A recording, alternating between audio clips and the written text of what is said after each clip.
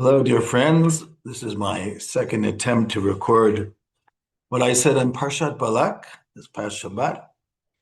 And I think also you might find it interesting how I see the way it connects to things that are going on and that we are living through.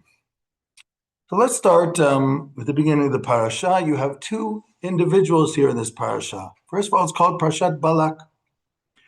We have in the Torah two parshiot named after non-Jews. One is Yitro, but according to our tradition, Jethro or Yitro converts to Judaism even if he goes back home. That's the way our rabbis understood it. Moses' father-in-law. And you also have Parshat Balak, the king of Moab, who, of course, has no interest in such. Now you have two individuals here. You have Balak, the king of Moab, who's nervous about the people of Israel who had just left Egypt and wants to try to fight them and possibly decimate them. And you have Bilam, who is the non-Jewish prophet who lives not far from them, and they want to use his abilities to curse the people of Israel. And then you have, of course, the Midianites who fight Israel both on the way going down, like in the case of the sale of Joseph. The Midianites were involved, as also were the Midianim. And now, as they come out, and of course, also in the battle, next week's Parsha, the battle against Midian, because at the end of this week's Parsha, they send all these women to try to force the Israelites or to seduce the Israelites into immoral acts in order for them to lose their divine merit or divine providence. So you have a few actors in this parasha, and who are fulfilling or who are involved in different things. One of them is Balak, as I said, in Bilam, the Midianites, and of course Balak, who's the king of Moab. Now, who was Balak? At the beginning of the parasha, there's some hints to this person. Vayar Balak ben Tzipor. Balak realized or saw all the things that were happening. Now, there are 4 to 5 terms here that relate to the term seeing. You have Vayar Balak ben Tzipor. First of all, he sees. The second thing is his name is Balak ben Tzipor. Balak, the son of the bird, and a bird has the ability to see further than the individual human who's not able to look up from that height. So this also has to do with sight. And what does he say eventually when he talks to the Midianites? He says, now this assembly, meaning the people of Israel, will devour everything around them just like the ox devours all the green grass. And then he turns towards Bilam. And to Bilam, he says, this people who came out of Egypt, have covered the eye of the land. In Hebrew, ayin, which is the eye, which is the third reference, therefore, to seeing. There's the word sight, there's the bird, there's the eye of the land. And then finally, he says to Bilam, I want you to curse this people. And the term in Hebrew is ara, from the word arur, aleph resh, hey. And again, if you take the word aleph resh, hey, interchange the letters, it's the word ra'ah, which means to see. So you have 4 terms here that all of them could be understood as connected to sight. Now, how does this relate to Balak? Balak seems to be an individual who has an intense type of wisdom where he can understand how processes are developing. So he looks back, he looks at the Israelites who came out of Egypt, and he realizes that this is fulfillment of the promise to their great-great-grandfather Abraham, who was told that he will be the head of many nations, and he will be given the land of Canaan, and the fulfillment to Isaac, and the fulfillment to Jacob. And he's getting nervous because Moab is right on the border with the Israelite nation of Canaan. So he wants to stop this because he sees what's happening. As it says in the Ethics of the Fathers, the wise man who can see the processes as they are developing before they actually happen. So the wise can see the future. And it realizes that this is a historical watershed moment. This is not just a simple process that's taking place. And therefore, he's not sure he can deal with it. Now, the interesting thing is he meets with the Midianites, and the Midianites, it says they come in ksamim bi'adam, which means they come with magic, with sorcerers, but they never use the magic. They leave in the morning because Balak feels that magic is not good enough. Magic is good for things that happen in the natural world. But what's happening here is above natural. It's not playing according to the regular rules of the game in the natural world. So he has that inkling too. He says, therefore, we need a guy like Bilam who can go that extra mile in his understanding and understand things beyond the veil of the natural world to understand the spiritual roots of what's going on here. A man like this can curse in such a way that he might even be able to interfere with possibly even a divine plan. Now, again, let's go back and understand who these people are. You have Balak and you have Bilam. What does Balak actually understand here? What does he think is happening? I'm going to say here, and I'm going to try to prove it. What he thinks is happening is what's supposed to happen. When the Jews leave Egypt, they're headed towards the land. Once they hit the land, they will be in the process of what we call redemption.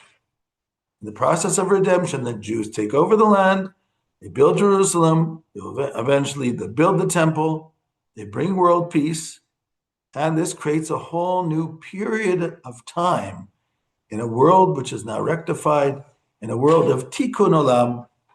And Moab is afraid of this because he's not exactly sure what his position will be in this world of tikkun olam. So he wants to stop it before it happens. And he knows all about what's going to happen. Let me give you an example. Vayago Moav, it says that Moab was afraid of the people. Why was he so afraid of them? Because he says to the Midianites, this assembly is going to eat up everything around them, just like the ox eats up the green of the field. Why all of a sudden the ox? And why does he refer to them as an assembly? You know, these first few verses, the people of Israel are given 4 appellations. In verse 2, they are called Israel. In verse 3, they're called the children of Israel. In verse 4, they're referred to as the Kahal, the assembly, and they're also referred to as the the people. The Israel, children of Israel, the assembly.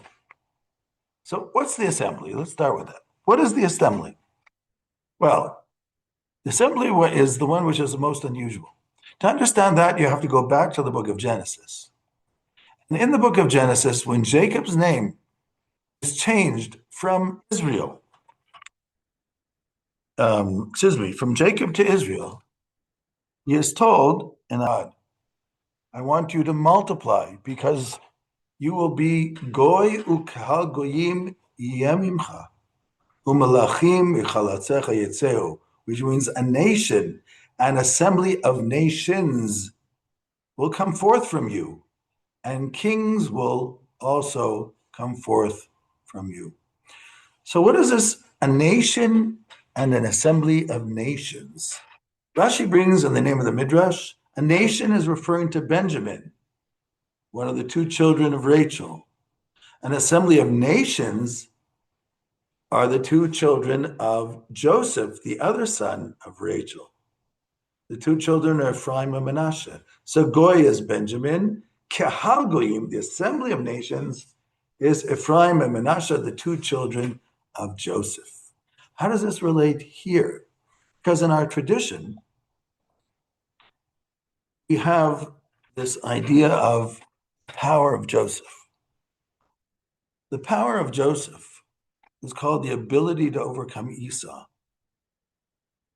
The Midrash Rabbah and Rashi brings this. When Jacob is by Laban for 21 years, and or 22 years. And he turns to Laban, and finally, when Joseph is born, he says to Laban, I have to leave. So Rashi says, why does he have to leave? Because the adversary of Esau was just born, and his name is Joseph. So Joseph and Joseph's children are the ones who can fight off the enemy who's called Esau. And therefore, Jacob wants to go. Now, the tribe of Joseph is also referred to by Moses in his blessing in the book of Deuteronomy as the Bechor Shor, the firstborn of the ox. So Joseph is referring to the ox who gores the nation by which is exactly what Moses says in his blessing. He will gore the nations with his horns. So again, Joseph is able to fight off his adversaries. So when Bilam says that this nation, this assembly uses the term kahal, which is the same term found in Genesis, has the ability to fight the nations like an ox who can gore the nations. It doesn't say gore, but it says like an ox. It's referring to Joseph. And in the process of redemption, there are two phases. Phase number one, which is a natural phase, it's called the phase of the Messiah of the house of Joseph, who fights the nations who are trying to decimate it. So it's like Balak seems to know this. And he says, this assembly is going to eat us up just like the ox eats all the green of the field. So we have to be a little bit nervous about that. Now, if we go back again into the beginning of the parasha, again, his name is Balak ben Tzipor. In Hebrew, Tzadi Pei Vav Reish. So what does this have to do? I mentioned Tzipor being the bird. That's correct. But there are other things about Tzipor too. Two other things that have to be mentioned. Number one, if you remember that aside from the Messiah of Joseph, you have the Messiah of David. Just like it says in Isaiah chapter 11, that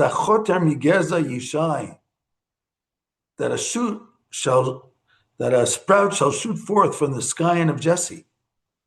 And that will be the eventual king of Israel, who will rebuild the temple. It's called the Messiah of the house of David.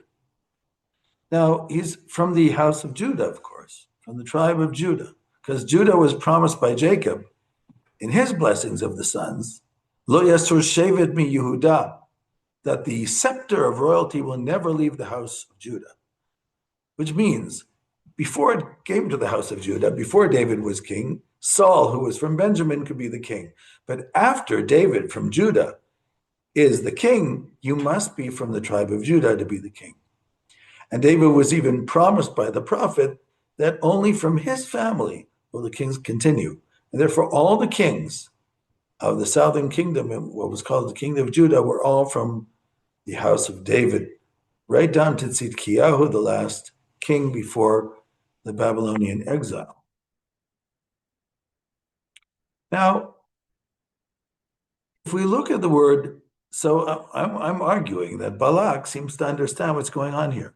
First, you have the shore, the ox, which represents Joseph, and then down the road comes Judah. So we have to stop it before it gets that far. So how are we going to stop it?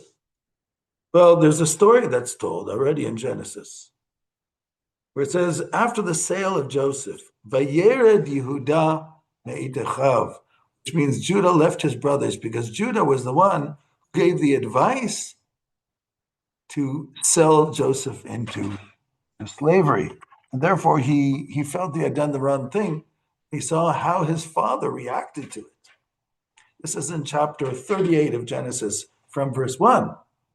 So he was beside himself and he left his brothers and went to live with a man, a Dulami, whose name was Shua, Shin Vav Ayin. Excuse me, his name was Chira. I'm sorry about that. He lived with a Adulami man whose name was Chira. But then he met a Canaanite man, which possibly means a merchant, and his name was Shua. And Shua had a daughter, Bat Shua, the daughter of Shua. We never know her name. He marries Bat Shua, the daughter of Shua, and he has three sons. One of them is Shelah, one of them is Er, the second one is Onan, and the third one is Shelah. He brings a wife for Er, her name is Tamar. But Er was not good, and it says that God put him to death, and he dies. And then Tamar is supposed to marry Onan, but Onan doesn't want Tamar. And he's not willing to have the relationship with Tamar. And he also dies. And there's the third son, Shelah. But at this time, Yehuda is afraid for Shelah to marry Tamar, because two guys she was married to already died, two of his sons. So even though Shelah grows up, he does nothing. Tamar then does, in a very unorthodox way, she decides, well, he has the levirate marriage obligation. He's supposed to marry me because, I was supposed to marry Shelah, but he's not allowing it, so at least him. And then she dresses up as a harlot. He has relationships with her after his wife dies. It actually happened, at least you have to say that. And the children and then he realizes what happened, and he admitted his guilt that he didn't give Shelah to her as a husband. And she has two children, Peretz and Zerach. And Peretz becomes the eventual ancestor who will bring David into the world through the children of Boaz and Ruth, in the book of Ruth. So basically this period in Judah's life was a difficult period. He was feeling guilty about the sale of Joseph. He saw how his father was suffering. He goes down to this fellow, Chira, an Adulami person. He meets this woman, Bat Shua. He gets married, but the children, 2 out of 3 die. And basically Tamar saved the day by forcing him to have this child, who eventually King David is going to be descended from. But it was a difficult time for him. So Balak realizes this is the Achilles heel of Judah. It's Shua. I have to find out what that weakness was that created Bat Shua. Okay, or Bat Shua represents this weakness where he loses 2 out of 3 sons and almost lost the Messianic king. If you take the word Sipor, Tzadi, Pei, Vav, Reish, it's the same numerical value as the Hebrew word Shua, Shin, Vav, Ayin, 376. So he is Ben Sipor, and she was Bat Shua. But the Sipor is the numerical value of Shua, so he's like Bar Sipor. He's sort of like Ben Sipor, which means or Ben Shua. He's looking for the weakness of Judah so that he does not attain the level which he's supposed to attain, which is called the Messiah of the house of David. Now, interestingly enough, Bilam, when he is asked by God, Bilam, where are you going? Says, well, Balak, the son of Tzipor, the king of Moab, he wants to see me. And there, Tzipor is written without the vav, Tzadi, Pei, Reish. When you write Tzipor, Tzadi, Pei, Reish, then the letters, when you interchange them, actually spell the name Peretz, which was that son of Judah from whom King David was descended. Meaning, he's okay. He wants Peretz to continue. Don't think differently. So in other words, it's written there that way because Bilam was sort of like trying to play it and pretend that Balak was a good guy. But this is what Balak is trying to do. Balak wants to find the weakness. He wants to destroy the Israelites before they gain their position, because once they're in the desert, they're only on the way. Once they hit the land, you have, and already they've defeated Sichon, the king of the Amorites, and Og, the king of the Bashan. So that's already the power of Joseph. If they take this into the land, there's no way of stopping them. And eventually you'll have the Messiah from the house of David. They'll build Jerusalem, a temple.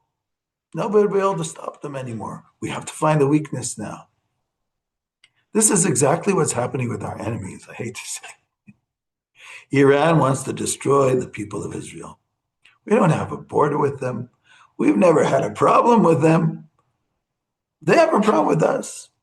They have this crazy belief that in order for their caliphate to return, they have to create a world war.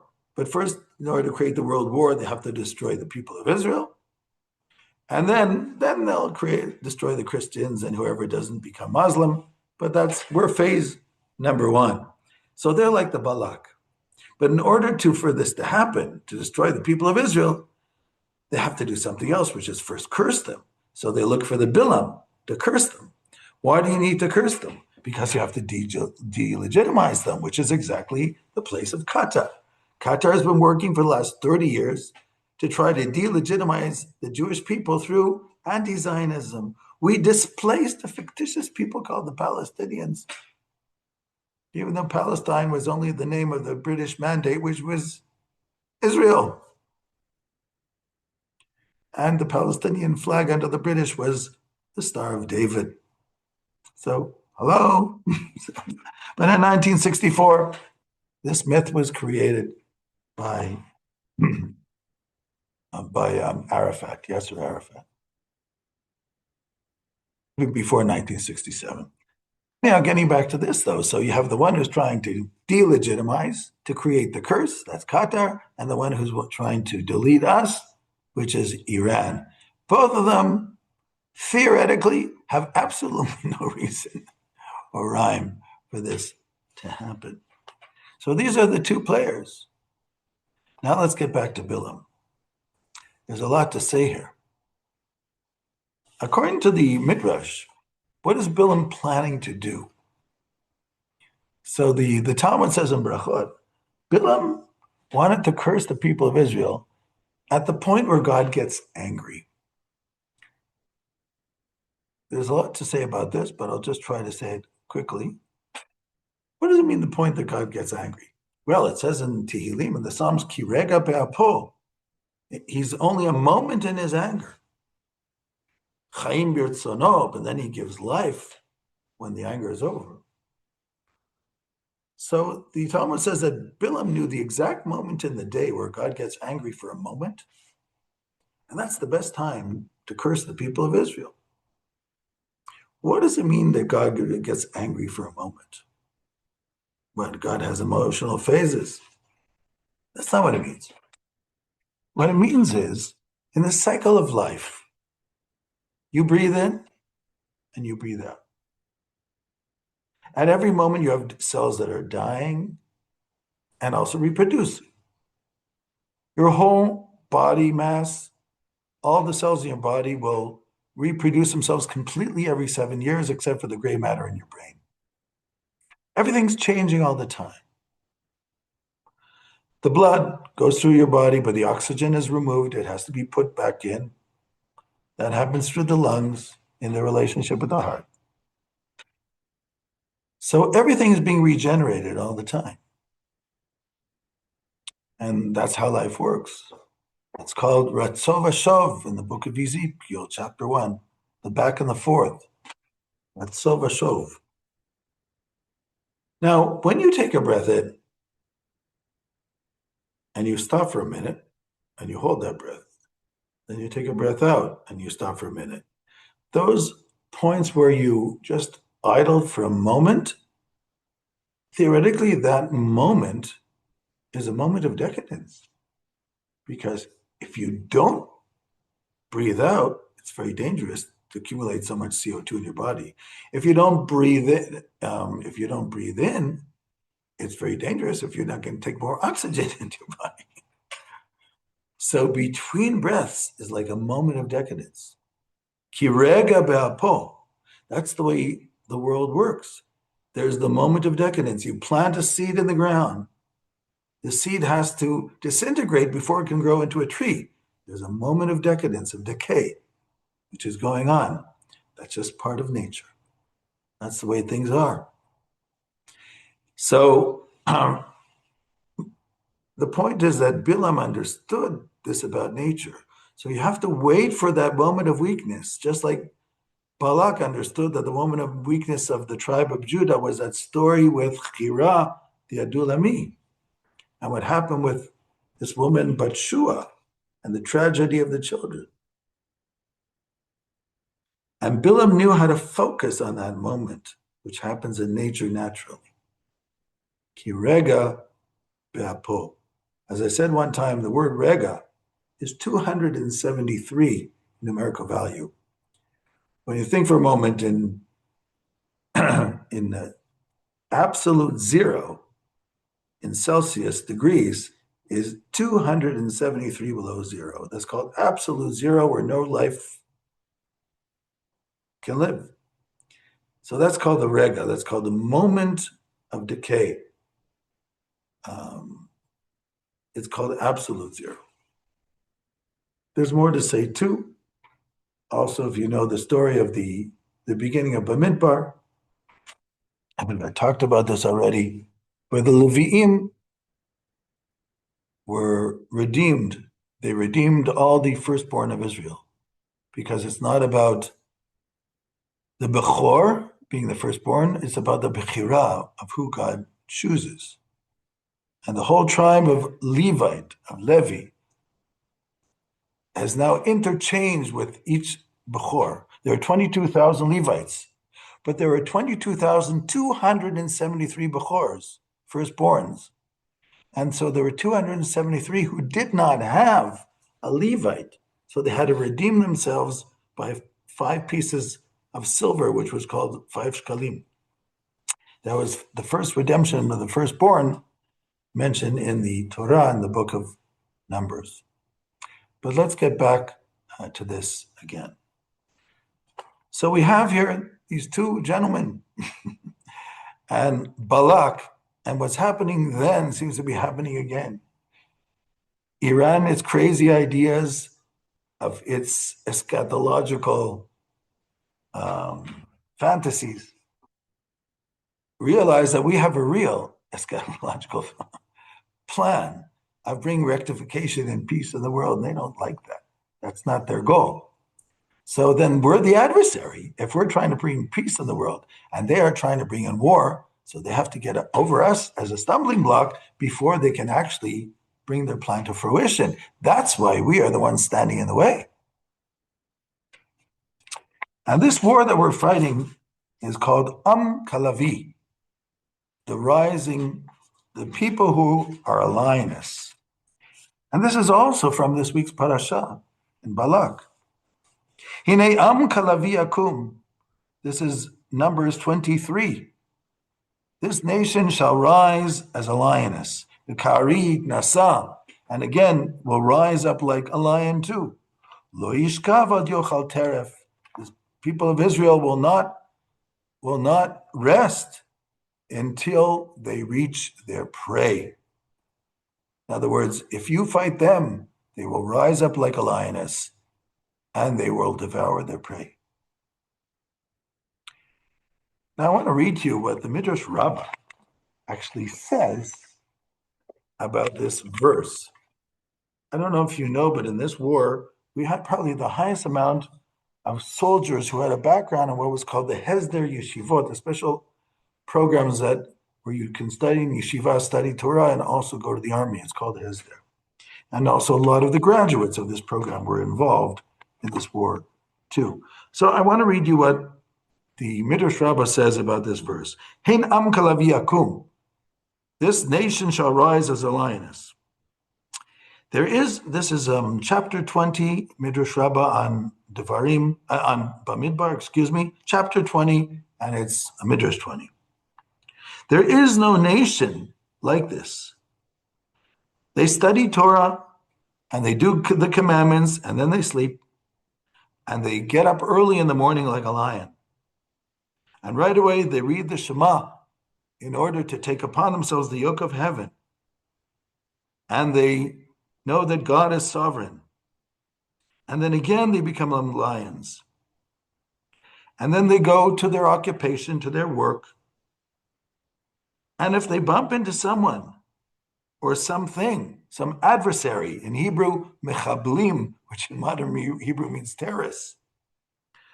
And if one of these adversaries tries to touch any of them, again, they take upon themselves the yoke of heaven, and they do not sleep until they fight their adversaries. And then they and then they declare the unity of God, and they are able to overcome their adversaries, in Hebrew, mechablim, which means terrorists. And then they say, blessed be blessed be his majesty forever and ever. And they read the Shema, and they are watched by day and watched by night.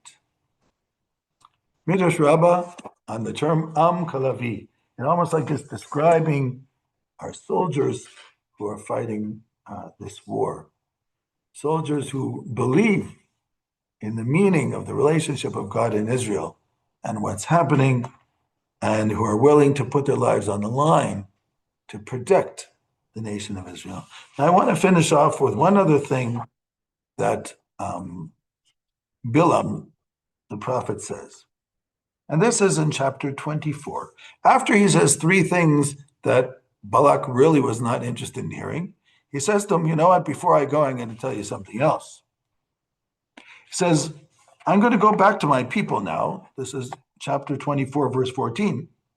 But let me give you some advice of what's going to happen with this people in the future times, in the people of Israel. And again, he prophesies in parables. Says, this is the words of Bilam, the son of Beor. This is the words of the man who has a closed eye. The one who hears the words of God and knows the higher knowledge, who sees the vision of God, falls with his eyes wide open. And the vision starts. Er'enu v'lo ata. I can see it, but it's not now. Ashurenu v'lo karov. I see this vision, but it's not going to happen in the near future. Darach kochav miYaakov v'kam shevet b'Yisrael. A star shall shoot forth from Jacob, and the scepter will go back. Scepter of kingdom will go back to the hands of Israel. And Moab, the nation of Moab, your nation Balak, will be wiped out.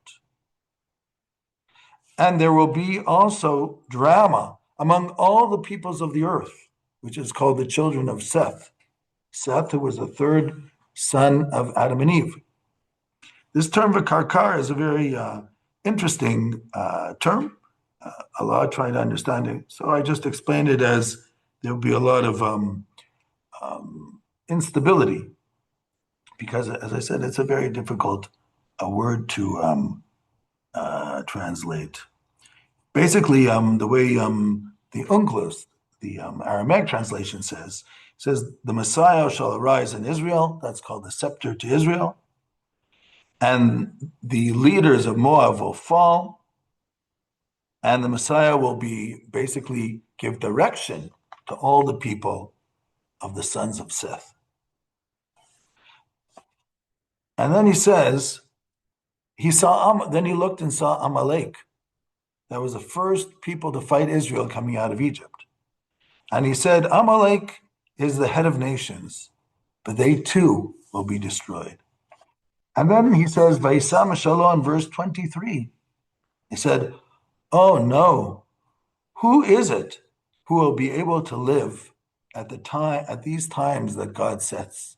Meaning he sees massive destruction happening. In Hebrew it says, Mi yechia, who can live? Misu mo'el. Misu mo'el mean what was put by these. Who are the these? Now, there are two interesting interpretations I want to mention, but mostly the second. The first one is Don Isaac Abarbanel, 15th century Bible commentator, writing in Yeshuot Malko. He says that the destruction will happen by somebody who his name and his mother's name is hinted in the word El, Aleph Lamed. Well, if so, the Aleph could be Adolf and the Lamed could be Loti, which is Hitler, of course. I was told that by Rabbi Chaim Druckman, and I remember it to this day. Another one comes from an old midrash called Pirkei Reb Lezer, chapter 30. Pirkei Reb Lezer ben Horkonos is a second century image, but the book itself was put together much later for various reasons, at least the 7th century. And Pirkei Reb Lezer said, when it talks about the rivalry between Isaac and Yishmael, Yishmael, of course, is the beginning of the Arab nation, the child of Abraham. That's why we have the Abraham Accords between the children of Isaac and Ishmael. And so the Midrash Pirkei Reb Lezer sees a certain amount of fighting going on between the Arab nations of Ishmael and Isaac over the Brit Milah, over the fact that both of them were circumcised at the same time. This is also mentioned in the Zohar, this fight over the who deserves the land because of the circumcision. And so he said, and so therefore, in both cases, and also the Pirkei Reb Lezer says Israel's name is Yisrael, God's name is in there, and Yishmael is also Yishmael, you have God's name. So both of them make a claim. And according to Pirkei Reb Lezer, the Yishmaelites, which means the Arab nations, will rise up and they will create a major threat in the world in future times. And therefore, Bilam says, Oy Michyeh Sumuel, according to Pirkei Reb Lezer, Sumuel is supposed to be read Yishmael, who will rise up in future times. And but there's, of course, another interpretation too.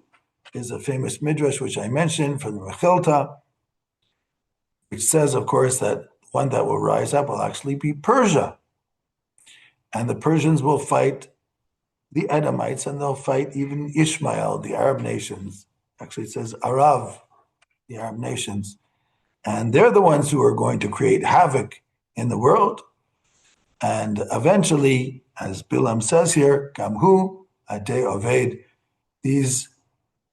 these who create the instability and the fighting, they eventually will be decimated too.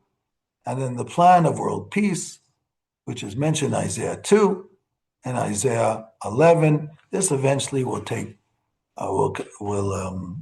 place, because the world will eventually understand what's going on and will want this to happen. If I'm to quote Winston Churchill, who once said about the Americans, he said, the Americans always do the right thing eventually. So according to Bilam, things will work out, but sometimes it gets a little bit harder before it gets better. And we're looking for good times where people will understand the word truth and lies and how they are different. And there will not be attempts to create replacement of truths with all these different made-up scenarios that don't hold water, just because they can. And eventually, peace will come, and tikkun olam. Nation shall not raise sword against nation, nor shall they learn war anymore. Shalom, shalom.